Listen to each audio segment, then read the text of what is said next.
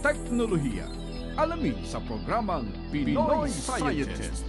Tuwing linggo, alas 5 ng hapon hanggang alas 6 ng gabi. Pinoy Scientist. KBP Best Science and Technology Radio Program. Pinoy Scientist. Dito sa Radyo Agila.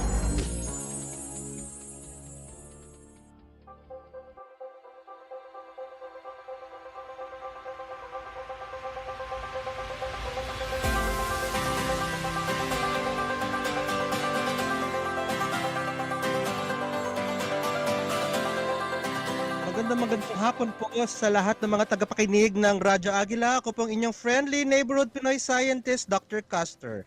At kayo po ngayon ay nakikinig sa ikatlong kabanata ng Pinoy Scientist Art Science Radio. At dito po sa Art Science Radio ay mapapakinggan niyo po ang mga kakaibang storya ng tambalan ng agham, teknolohiya, inobasyon, kultura at sining. Sinusuportahan din po ng Pinoy Scientist ang pagsulong ng STEAM education.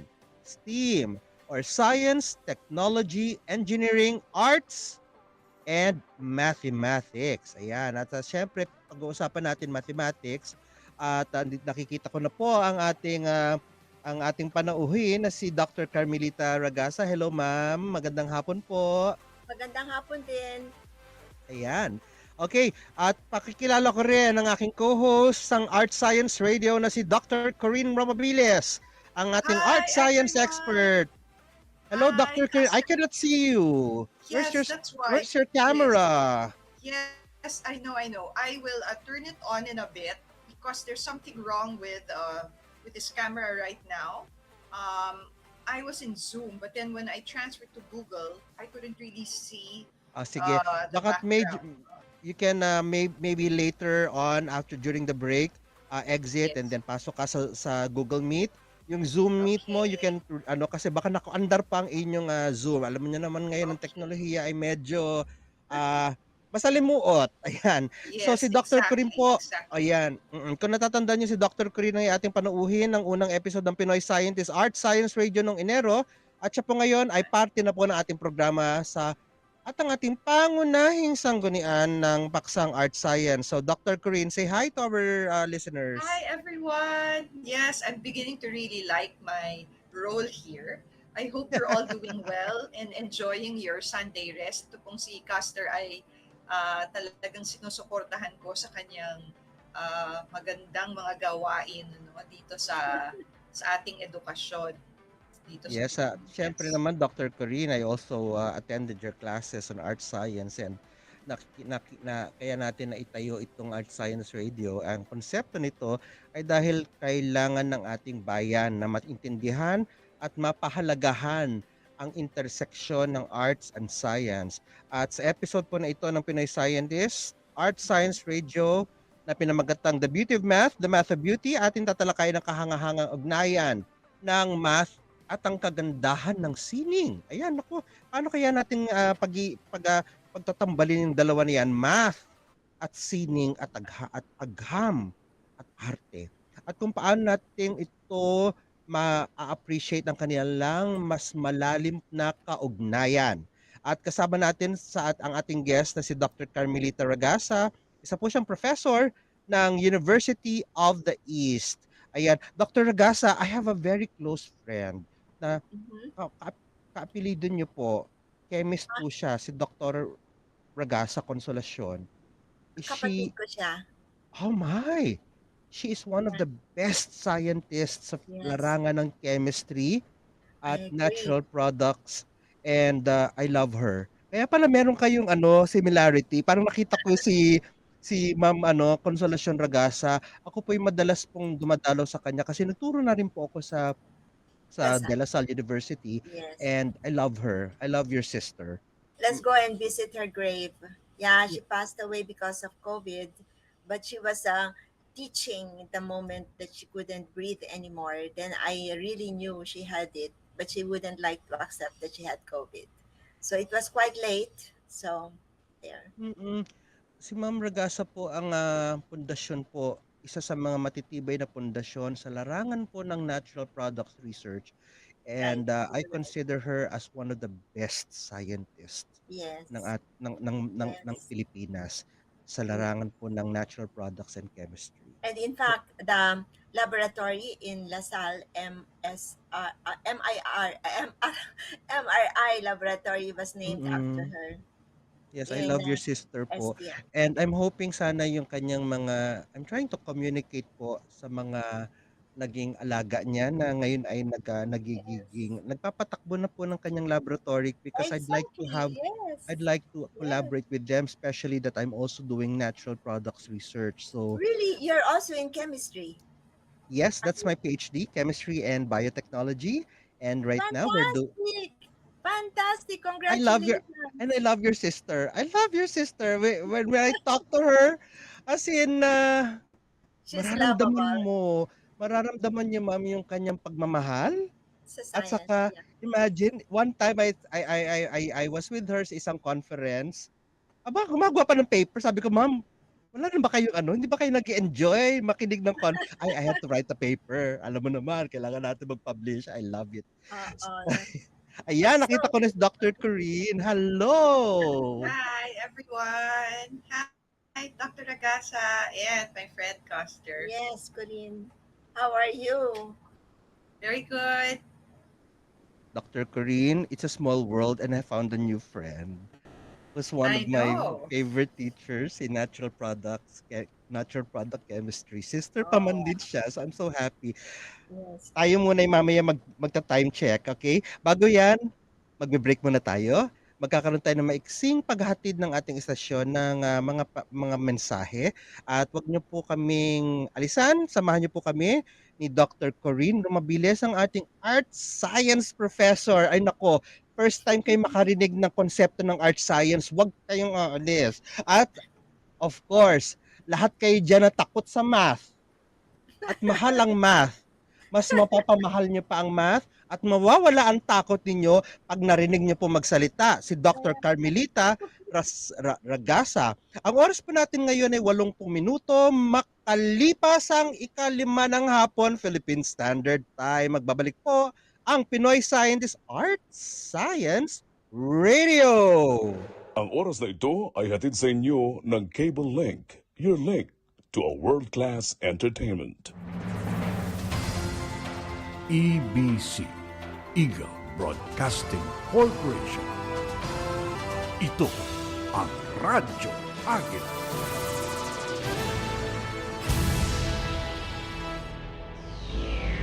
Mga bagong kaalaman sa siyensya at teknolohiya. Alamin sa programang Pinoy Scientist. Tuwing linggo, alas 5 ng hapon hanggang alas 6 ng gabi. Pinoy Scientist. KBP Best Science and Technology Radio Program. Pinoy Scientist. Dito sa Radyo Agila.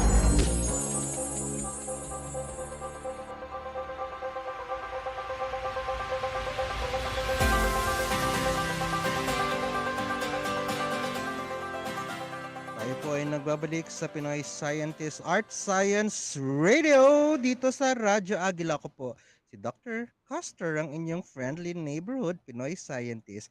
At sa katutunin pa lang po, ang Pinoy Scientist ay nagsasahing papawid tuwing ikatlong linggo ng buwan ng paksang, naku, ngayon lang po itong napapakinggan sa ere, Art Science, or in Filipino, it's Agham Arte.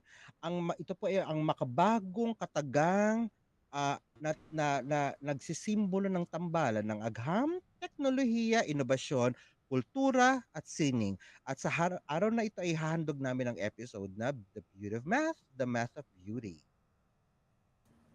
Yes. Tama yan. Lahat ng mga sinasabi ni Custer ay kailangan nating tutukan. Ano po? So ako nga po si Corinne, supposedly I'm the art science expert. You are, Dr. Corinne. I think ikaw lang nag-iisang art science expert, okay? Tama. Kailangan pinindigan yan. Panindigan, And right? So this afternoon, I'm so pleased to introduce to you, kanina sinabi na natin na nandito si Dr. Carmelita Ragasa. She's my own math teacher. No? I've learned so much from her, a lot of challenges. So Dr. Nonet, we call her Dr. Nonet, no? She has a PhD in science education from the De La Salle University, and she specializes in math. No? Wow. And very interesting, Custer, because Dr. Ragasa, for her MA research in UP, had this topic, no? Factors affecting mathematical problem solving ability in second year high school. Pili ko medyo Hmm. merong merong mga mga We'll be learning a lot experiences si mamaya, Dr. Dr. Ragasa. Corinne, dyan sa kung paano talaga napakabigat ng problema natin sa math, ha? Di ba? I mean, nag-usap tayo while we are conceptualizing the various episode, and isa ito sa mga nais mong tutukan. Kasi may problema talaga tayo, and aalamin natin mamaya, Dr. Corinne, di ba? And Dr. Ragasa. Okay. Okay? So, si Dr. Ragasa po, well, Dr. Ragasa again, please say hi. Kasi meron Hello! mang, Magandang hapon sa inyong lahat. Sana nag-enjoy kayo dito sa radio station Pinoy Scientist. I'm sure you are learning a lot of things from here and you are learning how to love science and mathematics through this radio program. thank you, Dr. Okay, so simulan Corinne. na natin ang ating discussion. There's so much in store for us with Hmm. questions about the intersectioning of art and science. So I'd like to ask the first question kay Dr. Nonet. No? Maaari niyo po ba kaming bigyan ng inyong background? No? Mula ng kailan niyo po sinimulan ang pakikipag-ugnayan niyo sa math at paano niyo po nalaman na ito ang magiging specialization or specialization nyo sa buhay. Mm, Actually, even as a child, I really like numbers. And in fact, I had the idea of infinity as early as I was in grade four. No, it's not that it's something that get into my head just because a teacher started by asking a question. If you count one, Mm-hmm. two, three, and continue going on, do you think you will ever stop? And I said, oo nga. Paano nga yun? Hindi ba, dapat it has to stop somewhere? But I started adding and adding and adding. It never stopped. And I said, kailan to mag-stop? So then I realized that there's such thing as unending numbers. But then I didn't know that you call it infinity. So then I liked math ever since. But when I got to college, my elder sister was finishing her physics. Master, well, actually, she was only graduating BS physics then. My older sister, she's now in the States. And I said, I want to take up psychology. She said, why? Why do you want to take up psychology? That's nothing. Don't take that up. You take up math. You're good at it. So I said, pero boring naman yan if all my life is going to be math. But then, but then she again encouraged me and I took it up. My younger sister, the one that Dr. Castor was talking about, was getting to college. And then she said, I want to take up BS math. She's really good at anything she does. And I said, no, I'm taking it up. You better take up chemistry. And so that's why she followed it, and she excelled in it. So that's how me when I start on something. Pag naumpisahan ko isang bagay, I think this is something that young people should learn to do because now it's very difficult to go on with something you've started. It's very easy to give up one thing that you have started on and then take up another and then give up and then take up another. But when I start something, even if it may get to be difficult in the middle of it, I will never stop until I get into it. And then since I'm in the middle of two intelligent girls, I have to be at par with the two of them. And so I try to get into something that will be like equal to them. But they really are the great scientists. Both my sisters who had PhD in physics one and a PhD in chemistry the other. So there, and I love math. In the end, I learned to like it. To love it. If you get into something and at first there might be some difficulties, you go and persevere, you learn to love what you are doing. Ma'am, Yes. paano I mean, amazing, ha? Your elder sister ay isang physicist, ang Yes. inyong younger sister ay isang chemist, kayo po ay mathematician. Bakit nagkagano'n pamilya ninyo? What happened? Wala. It's, Caster, during the time, you should know, I suppose you are not so far from our age. At that time, our time, those are the courses that are, they're the ones that are famous. I mean, meaning now if it's Mm, technology, if it is computer, if it is information, IT as they call it, these are the courses people go into. But during our time in the 70s, early 70s, mhm. what people are studying are the hard sciences. So the chemistry, physics, mathematics, biology, actually I also wanted biology, is more meaningful to me than a pure abstract mathematics. So those are the ones that people go into. They were famous, but my older sister has been really very brilliant. That from the very beginning, she was a DOST scholar. That time it's NSDB, the National Science National Science Development Board. So she had that, and she was doing very well in all the sciences. So then, of course, the two of us followed suit because of the older one. That's just it. And that's where mathematics came in my life. Speaking of the National Science and Scholarship of the DOST, nagse-celebrate po ng birthday. Happy birthday kay Ma'am Josette Dio. Siya po ay isa sa mga haligi ng Science Education Institute at I think siya yung pumipirma ng mga scholarships ng mga Philippine Science High School. Ayan, si Ma'am Josette Bio, and she's so famous na may pinangalan pang mga asteroid for her on her in honor of our great scientist and director po formerly director ng Science Education Institute. Ayan. So, ngayon po ay dumako naman tayo. When you said, nung sinabi niyo po na pagmamahal and excelling, itong nagkaroon ng medyo may problema ang Pilipinas. Alam naman po natin yan. Ah, I think out of 130 countries, nasa kulelat po ang Pilipino Correct. sa Nasa PISA, kulala lalo na tayo. sa math. Ang talo pa tayo ng mga ibang African, sorry, but natalo tayo ng Correct. ibang Yeah. countries na hindi pa masyadong developed. Natalo tayo ng ibang countries na hindi masyadong mataas ang suporta sa science and technology, gaya ng ibang bansa sa Africa. Bakit nagkaganon, ma'am? At anong kulang? Ano ang inyong pananaw tungkol dito? Alam mo, Caster, na involve ako ngayon sa FUSE, the Foundation for the Upgrading of Standards of Education. This is Lucio Mhm. Tan's foundation because I am in UE. So I'm training teachers of the elementary, high school, and college. Sad to say, I think the main reason for this low output of students is a PISA. You are referring to the PISA, no? The Program Yes, for ma'am. International Opo. Student Assessment. For mathematics, we are Kolelat, you're right. Well, actually, number 76, there are only 78 countries. 76 because Philippines and Panama are the same grade, which is 353, and we are at 78 is Dominican Republic. That's the very last. And in fact, in reading, we're really the last. We are number My 70, gosh. 77. In science, again, we are the last, number 77. There are only 78, 78 countries.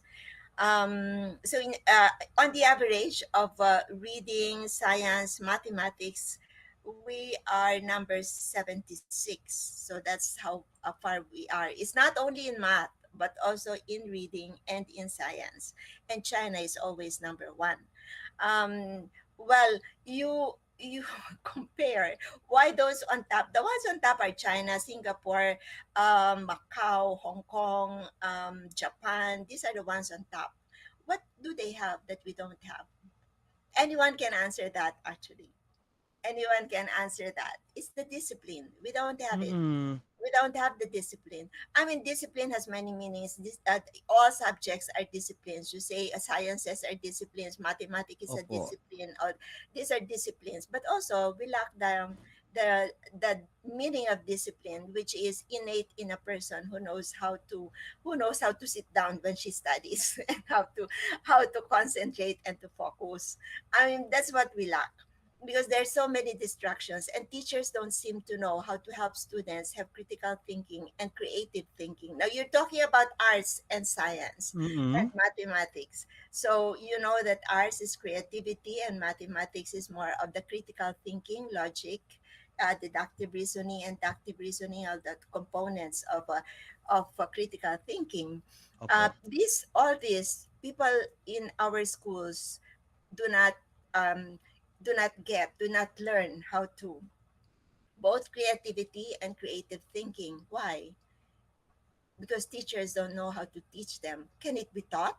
Of course. Critical thinking can be taught to the students in class, but teachers don't know how. They don't know how. There's something that's lacking also, maybe teachers training, maybe the College of Education where these teachers study do not seem to know how to train the teachers who will later on train their students. I mean, teach the students in schools these subjects.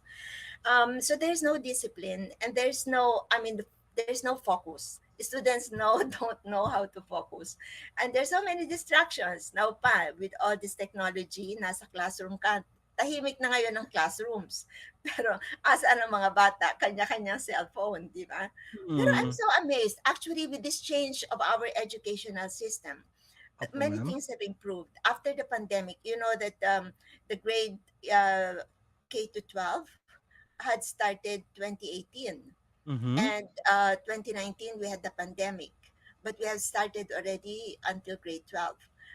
Our first graduate, if I'm not mistaken, of the grade 12 must have been like 1920, 2020, 2021 during the pandemic. But now the students that we have in college are much better than when they were before the pandemic, when we were teaching them before 2018. The first year students then were 16 years old, 17 years old. Now they are 18. Some of them are 19. They're more mature, and they have learned so much more. Actually, they know much more, and I'm quite amazed. So hopefully we will improve. But you know, this PISA is a test given to students who are 15 years old.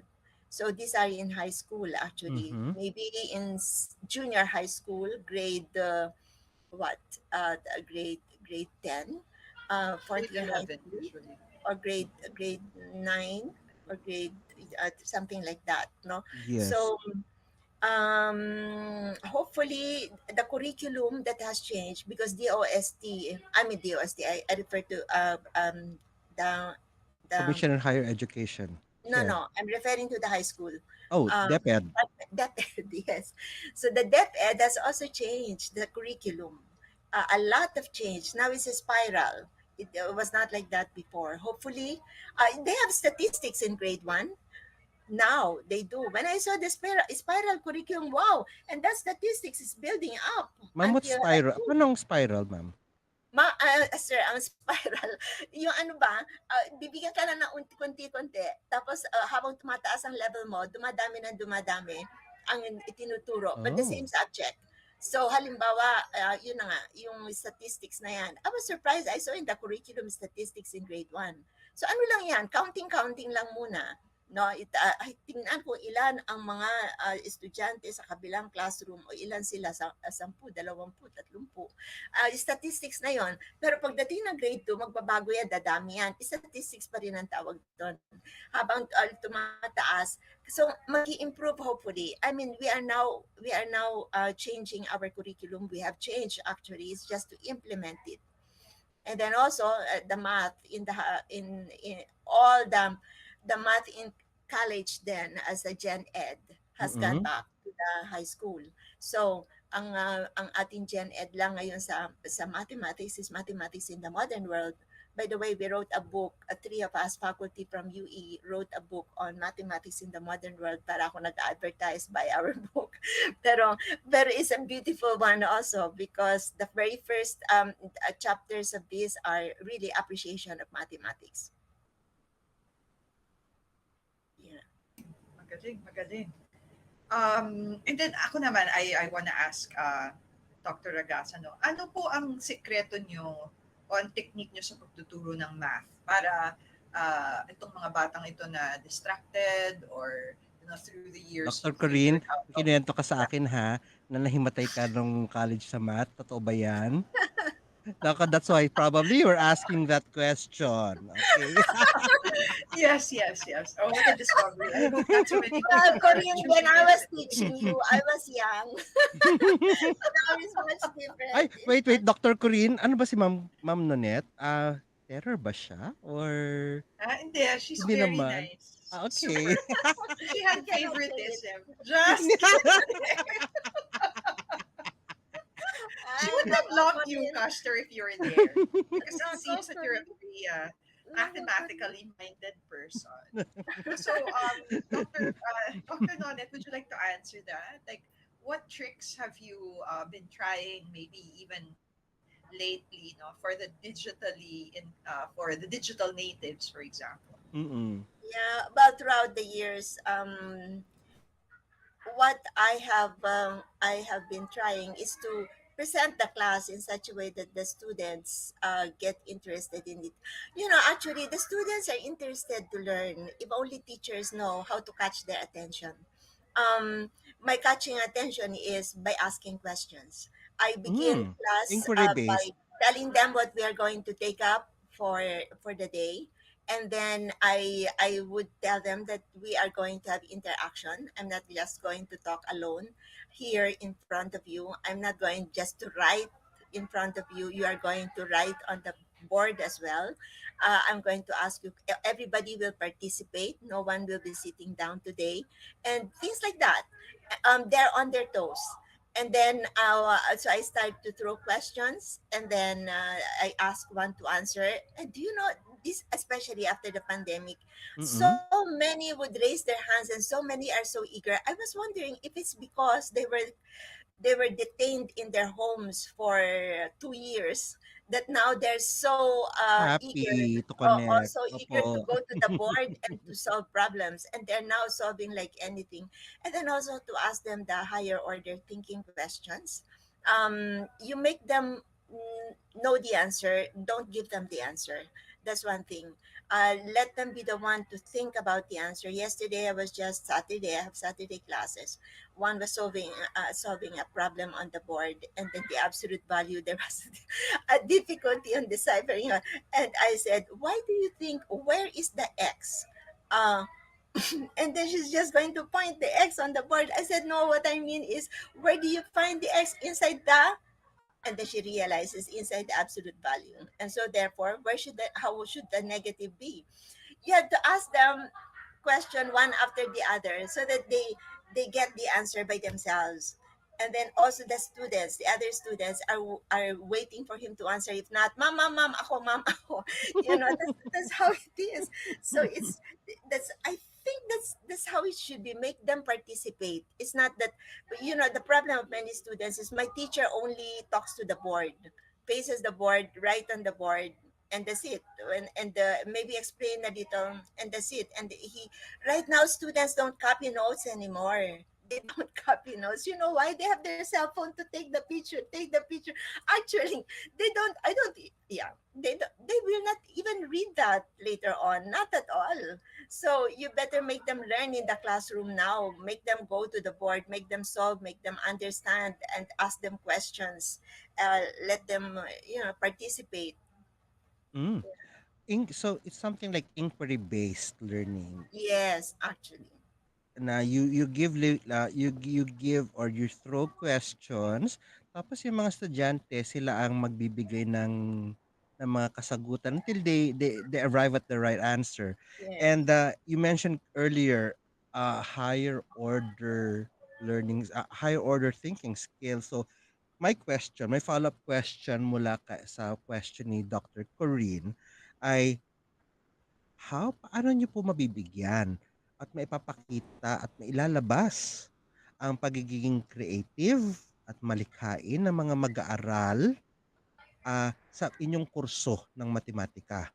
And give us some halimbawa or some examples kung paano napapatunayan na lumalabas ang creativity ng inyong mga estudyante? Actually, pag sinabi mong math kasi is a very abstract thing, no? Or Mm. even if it's not, when you consider math as a non-abstract, ang naiisip lang ng mga tao, merong addition, subtraction, multiplication, division, and all that kind of thing. But it's much more than that. Kasi paano magiging creative? You know, in 1998, I saw a book in LaSalle Library, and it's on fractals, um, and I had the idea that fractals can be used to teach, and it's art, it's mathematics and art at the same time.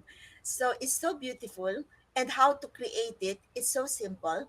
I mean, of course, if you are going to make use of the technology to create a fractal, hindi yan madali. Kasi kailangan mo ng mga highfalutin mathematical formulas to come up with fractals in the computers. But actually, by hand, you can create that. Kasi ano lang naman yan eh, iteration process. Iteration means you can go to a higher and higher, making it bigger and bigger and bigger down with a certain scale. How much you're going to add to each drawing. If you're going to draw, for example, a fern, or draw the Sierpinski triangle. So I said, pwede sigurong gamitin to sa pagtuturo ng algebra. Mhm. So then students, at the same time as creating an image which is artistic, they can also learn the fraction. They can also learn function, because actually fractal is a function, and function is the essence of algebra. And then of course a lot of computations will go there. They can also learn a bit more of geometry. Geometry, why? Because the well, making those images, those figures, those geometrical sketches is really none other than geometry. And then they can create their own fractals, but simple ones. I mean, well, they don't really have to have a computer there. That artistic and creative thing can be mathematical, because there is algebra, there is geometry at the same time. And geometry has a lot of aspect, and algebra has a lot of aspect. Ma'am, naririnig ko ang fractals, but siguro bago natin pag-usapan yan ay ang oras po natin ngayon ay 33 minuto makalipas ang ikalima ng hapon, Philippine Standard Time. At syempre napakabilis po ng ating oras nako, at ngayon po ay pag-uusapan natin ano ba itong mga fractals na ito? Ano ba ang koneksyon ng creativity? Magbabalik po ang Pinoy Scientist. Huwag po kayong aalis. EBC, Eagle Broadcasting Corporation. Ito ang Radyo Agila.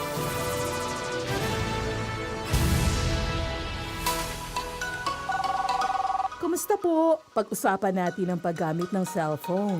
Hindi mapapasubalian mga abay na pinagagaan ito at ginagawang madali ang ating buhay. Kapag may mga tanong, i-Google yan! Subalit, hindi lahat ay mabuti ang resulta sa paggamit ng cellphone. Maliban pa sa pwedeng maging sanhi ng aksidente, panganib sa trapiko, maaapektuhan ang ating emosyon, ang ating kalusugan, magkaproblema sa pagtulog, panlalabo ng mata, at pwede ka pang makaranas ng tech neck, yung pagsakit ng balikat at leeg tapos sasakit ang ulo, at kung ano-ano pa. Mahal po namin kayo, kaya ang aming paalala, limitahan natin ang paggamit ng cellphone o anumang gadget.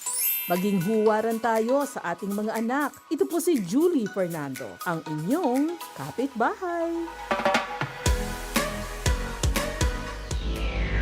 Mga bagong kaalaman sa siyensya at teknolohiya. Alamin sa programang Pinoy Scientist. Tuwing linggo, alas 5 ng hapon hanggang alas 6 ng gabi. Pinoy Scientist. KBP Best Science and Technology Radio Program. Pinoy Scientist. Dito sa Radyo Agila.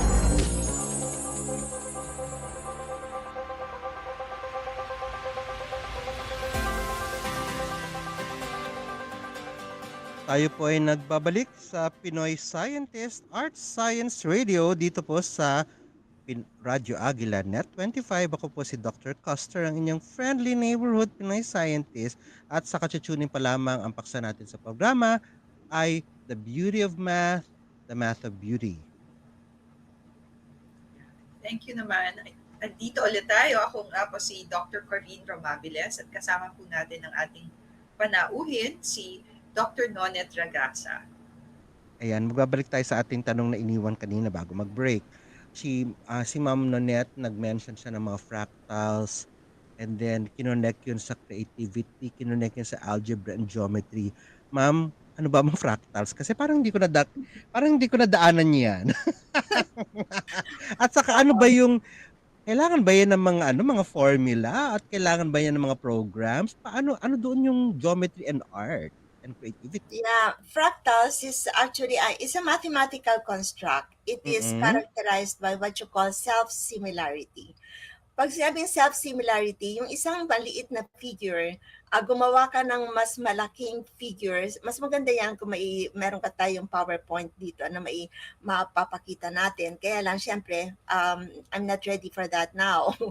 Pero, ang self-similar figure is, let's say you have a small figure of a duck. And that same figure, ipapalaki mo lang siya ng a given scale. Okay? Tapos lalaki siya nung scale na yon, yun ang susunod na duck. Palalaki mo siya uli ng that scale, that second duck will become bigger by the same scale na inad mo dun sa mas malaki na. So what does that mean? Ang fractal is either you are making one figure getting bigger and bigger and bigger and bigger by the same scale. And until you can create ad infinitum of that. It's really until infinity, or making it smaller and smaller and smaller.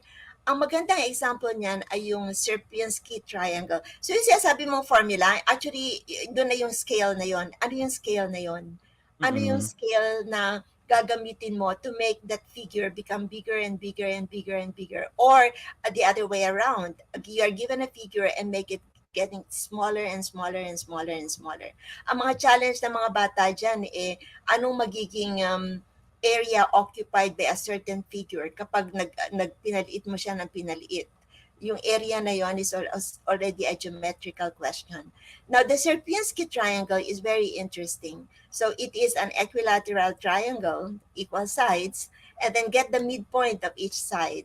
Connect those midpoints. You get another triangle. So, pero lumiit siya ng scale, di ba? Lumiit siya ng scale kasi triangle na nasa midpoint, kaya mas maliit yung mga sides niya. Equilateral pa rin yun. Tapos lahat ng mga sides nun, kukunin mo uli yung midpoint, i-connect mo uli yun. You will create a really a beautiful figure of that Sierpinski triangle. And again, the idea there is to be able to make them compute.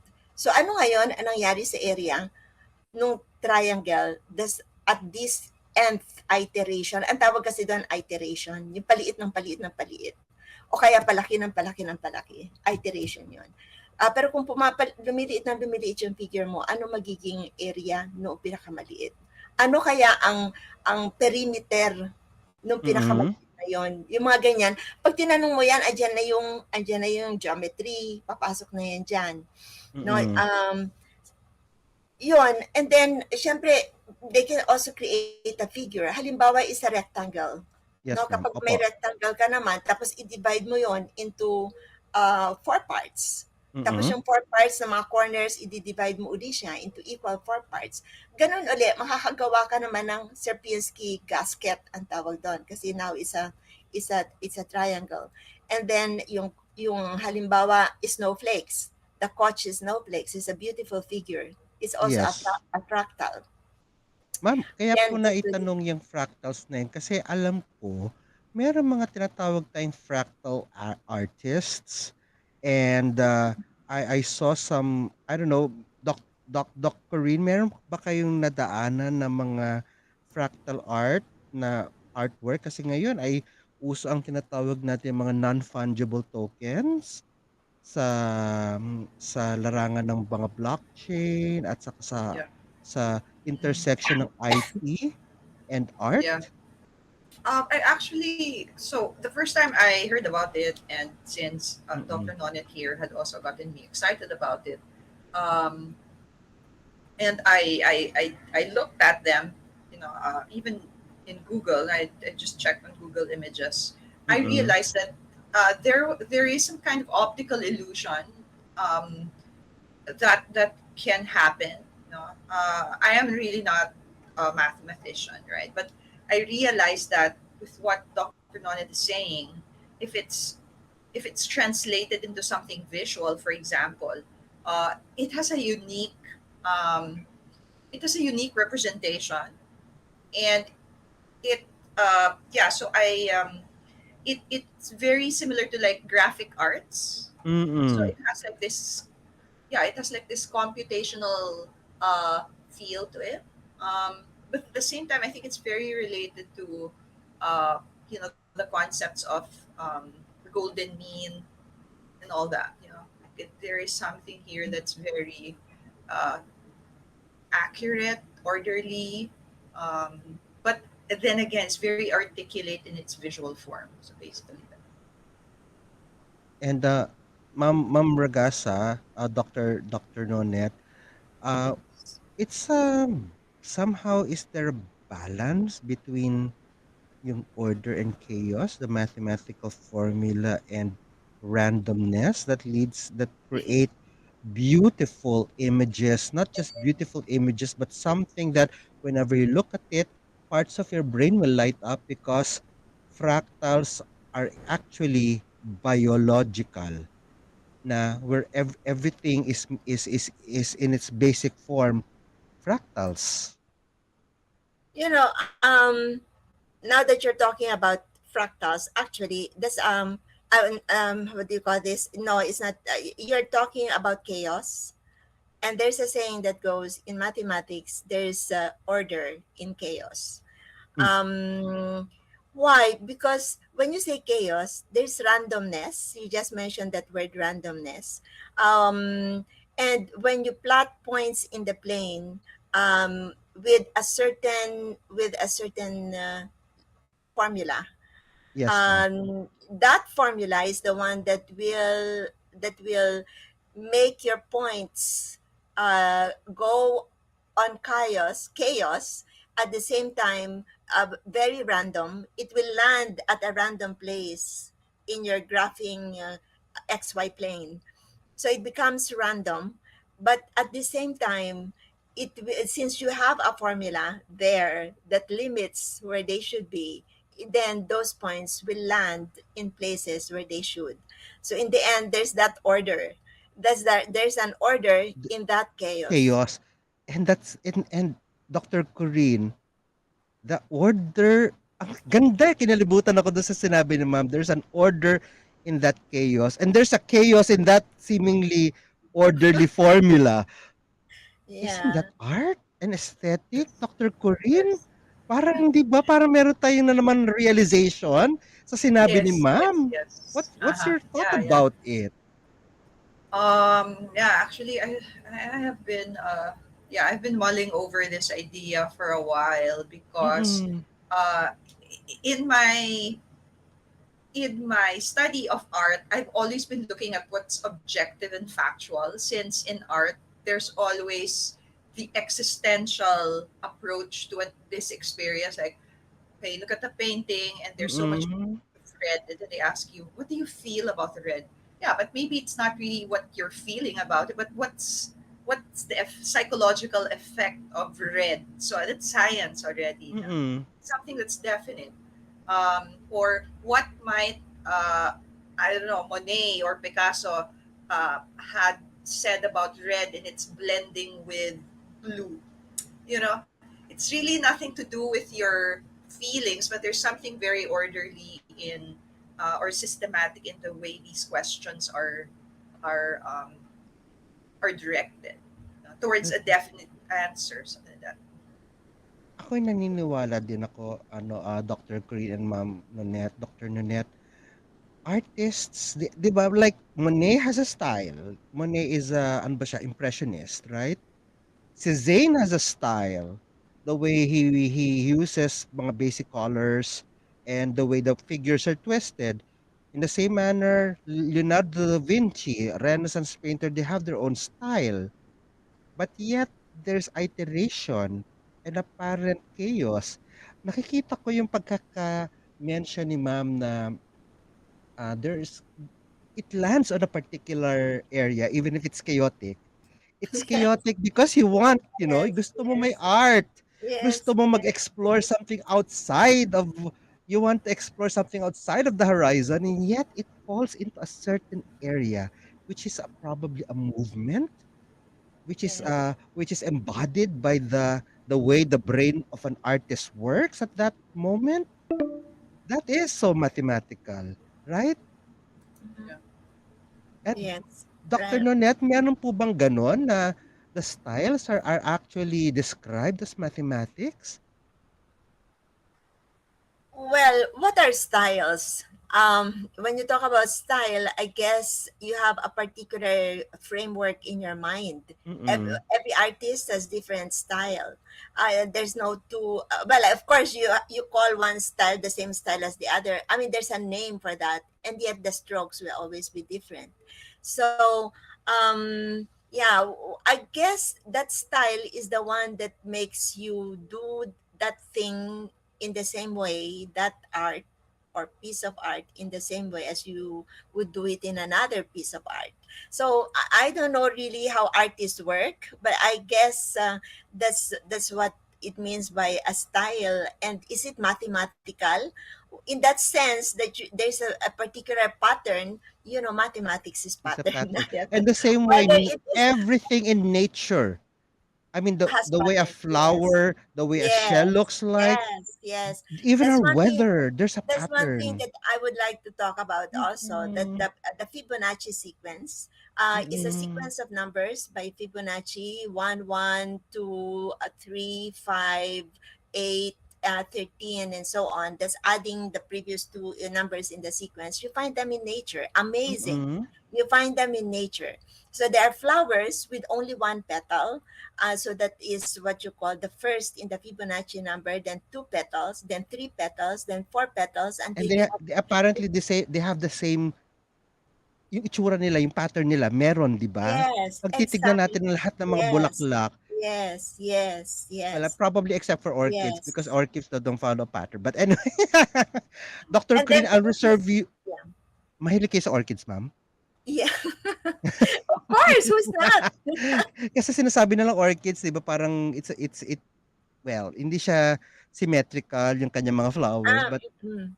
Yeah, but the beauty is not only in symmetry. Although, of course, you find beauty in symmetry, and that's something very mathematical. Also, the symmetry, the tessellations that are created mm, on the designs of the clothes, those are all arts, and those are all mathematics. amazing. Yeah, there are many things. The golden ratio. They say anything that follows the golden ratio is beautiful. The most beautiful woman has a golden ratio. And Liza Soberano, okay, I think halos perfect yung kanyang golden ratio. Dr. Corinne, I'll reserve you the last question. Okay, Okay? yeah, yeah, yeah. For Okay. ma'am. Sige. And so we were talking about the beauty of math, but then we also wanted to find out, and perhaps Dr. Ragasa can precisely, you know, seal this whole uh, conversation on it.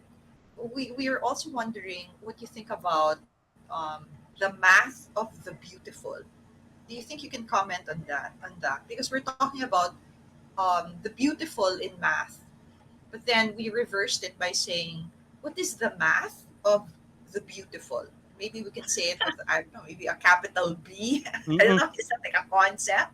But Custer here gave that idea of the math of the beautiful. Maybe you can say something about that. Well, I guess the last thing I said about the golden ratio is it's mathematics because it's simply 1 plus the square root of 5 divided by 2, which is 1.68, Ah, ad infinitum. So that is amazing. mathematics, but that's beautiful. That's what makes people beautiful, the human body beautiful, the face is beautiful, Yes. or anything that you find in nature that's beautiful. And it where did it start? Mathematics. So it's mathematics that of beauty. And do you know that the what they call the Euler equation? Mr. Euler is a mathematician of the Euler is Euler, right? Ah, yeah, EULER. okay, okay. People Yun ba say yung pronunciation nun? Euler. O sige. Euler ang sabi ng iba, but actually the right pronunciation because he's French, I think. Oh. Euler. So the Euler equation, which is e to the pi I plus 1 equals 0. Come to think Mm-mm. of it, it's beautiful. It's beautiful for many, especially the mathematicians. They see it as beautiful, but it's really equal to 0 if you add those two. Because you have to know a little bit more of math because e to the I pi is actually cosine pi plus I sine pi plus 1. So that's negative 1 plus 1 is 0. So it's 0. But it's beautiful for mathematicians. So the beauty of mathematics is there when the person understands, when there's meaning. Mathematics becomes beautiful if it is meaningful. That's what I'm trying to say in the teacher's training, that students have to find meaning in what they are studying. If you teach algebra in isolation from any other thing in this whole wide world as adding x plus y equals z, they will not appreciate it. They will not find meaning. They will not find beauty in it. But if you are going to study algebra in relation to the problem of the whole wide world, you're going global, you're going in the society, you're making them understand. And when you make them understand, there's meaning to them and they will be very Mm-mm. interested in learning them. Ako naman may last question ako kay ma'am, ha? Kasi sinabi sa akin ng friend ko, kasi dissertation niya gumawa siya ng ano, theoretical mathematics. Tapos yun lang ang dissertation mo, bakit parang isang line lang? Tapos ka na? Oh, excuse me, it took me several years to develop that one line. And it's a beautiful equation. What? What's a there is beauty in simplicity. Yeah. Sinasabi nila, E equals MC squared was created in a Yes, very, very hard way, but it ended up with E equals MC squared. My last question for you, because we only have 4 minutes left. What is your favorite, most beautiful equation? Ano I ma'am? don't know. Anong I pinaka don't know. gusto mo? uh, Tama I, yan, I, tama yan. well, Mm-mm. the not equation but the number. The Yes. number pi is very fascinating. For you. It's pi, everybody knows, even at Mm-mm. elementary, they know what pi is. But it's fascinating because that is really an ad infinitum decimal number. It's an irrational number that you will never see the end of it. And it's very amazing when you start working on pi, and when will the last what the last decimal place will you get, how far will you get? It depends on how long you will live to be able to see the end of what you're doing. But actually, it's a very fascinating number for me. And for Um, us, ma'am, we will never end being curious, and that is exactly what you told. The pie will never end, but yet it looks so simple, and that simply is life. We never cease, we will never cease to learn, and as long as we live, we continue on iterating the numbers, and it will never end. It will deepen our understanding, and it will expand our universe of knowledge. And with that, maraming salamat, Dr. Nanette, for your wonderful discussion with you. Dr. Salamat din. Maraming salamat. Dr. Corinne, what's your last word? Yeah, thank you so much. I am very grateful today to Dr. Agasa because suddenly I'm very inspired, no, to know more about the math Mm-mm. behind the beautiful. Because when you say art, usually it's chaotic, it's Mm-mm. alluring, there's fashion, but then there is actually order into Yes. this creative, crazy world. No? It's crazy. Thank you so It's much. simple. It's crazy, simple. It's orderly, it's chaotic, it's mathematics, and it's beautiful. At nais po natin pasalamatan si Ka Nelson Lubaw, ang ating station manager ng Radyo Agila, Kuya Eric, Kuya Jonas, at mga tech team na ating stasyon. At sa ngalan po ni Dr. J.D. Agapito, ang ating makatang siyentista, si Dr. Guido David, isa po siyang mathematician. Professor Octa, ako po, si Dr. CUSTER, inyong friendly neighborhood Pinoy Scientist. And Thank you, everyone. Salamat. And Dr. Corinne, magkita-kita na lang po tayo sa susunod na linggo. Dito lang po sa programa na kung saan ng sensya ay Buhay!